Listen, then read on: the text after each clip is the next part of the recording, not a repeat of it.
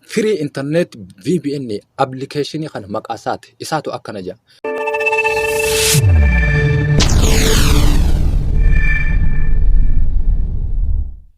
Hordoftoota kabajamoo assalamu alaykum warahmatullahi wabarakatuh. Ashamaa argafuun hijirra jirtu isin jechaadha.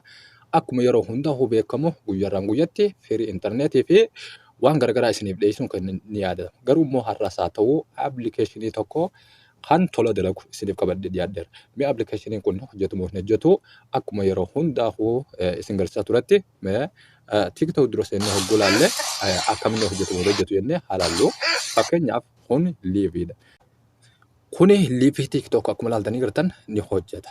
Liivii TikTok immoo eegalaallee booda applicationin kun jabaa ta'uu ni hubattan jeetii yaada. Fakkeenyaaf amma kana qoysaa yooniif baanne YouTube yooniif seenne YouTube akkamiin hojjetu moo hin hojjetu.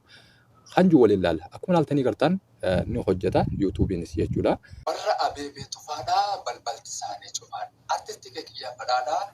Fakkeenyaaf amma viidiyoo kana akka inni hojjetu argitanii jirtan. Yaan amma irraa dhaamsee warreen karaa mana gadaa oroodhaa dhuftan hordoftan kabajamoo like godhuudhaa fi warreen chaanala kanaaf maatiin ta'e maatii ta'a. Kan lammaffaa kanallee diimaa kana tuqaan isiin jechaadha.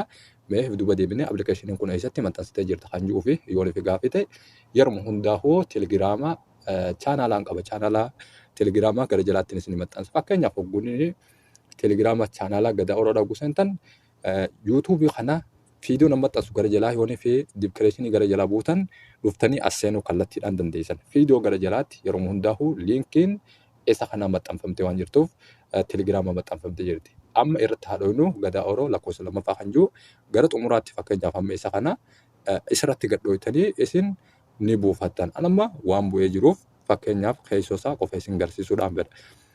Amma applicationii kana keessoo hoggulaallee bifa kana serverii isaa yooniif hubannees serveriin isaa akkuma kana ilaaltanii gartan jeeyyaadha. Amma inni kun dhaamee jira. Asmarratti halaallu fakkeenyaaf YouTube yeroo ammaa ni mara malee hin hojjetu jechuudha. Yooniif isa kana daleessiifne hoo isa daleessiifne ammaan tana halaallu fakkeenyaaf viidiyoo tana gabaabsuudhaaf isin yeroo gabbuufattan inni kun koodii hin qabu. Fakkeenyaaf yooniif irratti dhooyne anuma zeenirraan kaadhaa jawweenis firiidha waan ta'eef zeen mee lammaffaa kana rogguun kaa'ee ni hojjetamoo hin hojjetu waliin ilaalla. Akkuma ilaaltanii gartan hordoftoota kabajamoo kunoo viidiyoon tuni ammaaf hojjechuu eegalee biicaa ibsa jira ni argitan jeeyyaadha. Gara gubbaattis fakkeenyaaf ni argitan jeeyyaadha.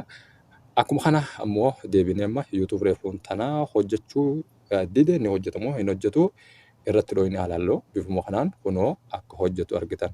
Hordoftoota kabajamoo viidiyoo irraa tana asitti dhaabne viidiyoo biraatiin hamma walitti deebinutti like share fi keessumaa maatii chaanala kanaa ta'uu hin dagatinaa isiniin jaa nagayaan.